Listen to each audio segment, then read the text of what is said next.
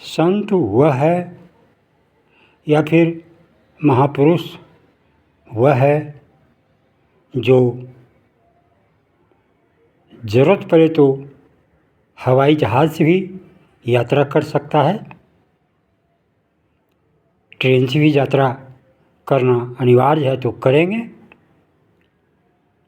निजी गाड़ी से कहीं जाने की ज़रूरत होगी वैसी व्यवस्था है तो जाएंगे। लेकिन संत को तो धरती पकड़कर चलने में ही कल्याण है, तभी वह समाज को सही दिशा दे सकता है, सही उपदेश दे सकता है, तभी समाज उसके चाल ढाल को देखकर कुछ सीख सकता है, दूसरों में संस्कार का निर्माण हो सकता है। लेकिन यदि क्षमता रहते पैदल न चले, हर क्षण एसी कार पर फुर फुर उड़ने लग जाए, तब तो फिर वह महापुरुष कहलाने के लायक नहीं है, संत बनने के लायक नहीं है। क्योंकि आप खुद अय्यासी हो, आप खुद मशीनरी सेवाओं के गुलाम हो, तो दूसरे को स्वतंत्रता कैसे दे सकोगे? नहीं दे सकते। तुम तो खुद यंत्रों के गुलाम हो, उसके आदेश पर चलोगे।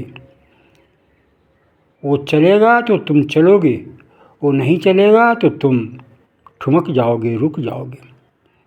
तो ऐसी दशा में उससे समाज पर कोई अच्छा प्रभाव नहीं पड़ेगा। संत तो वही है जो पैदल चलना पड़ेगा तो चलेगा, दौड़ना पड़ेगा तो दौड़ेगा।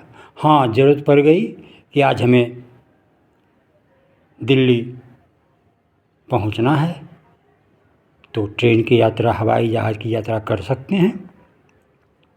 लेकिन पैदल चलने की ज़रूरत पड़ जाए 5 किलोमीटर, 10 किलोमीटर, और शौक से भी पैदल चलना अनिवार्य है स्वास्थ्य के उद्देश्य से।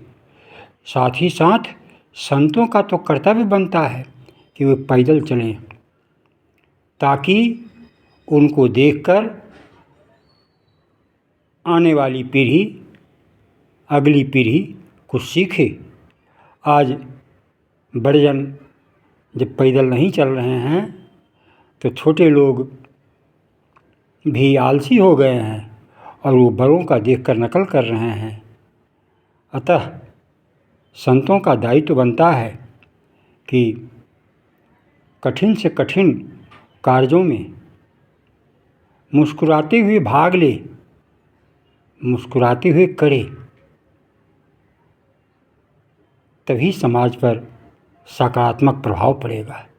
और कोई पालकी से चले, कोई रथ से दौड़े, कोई एसी में चले, इसके बिना वो चल नहीं सकते, और यदि चलते हैं तो तुरंत बीमार पड़ जाते हैं। इसका मतलब उनकी मांसपेशियां मजबूत नहीं है, उनके पास कोई साधना नाम की चीज़ नहीं है, सिर्फ साधना का वो दिखावा करते हैं।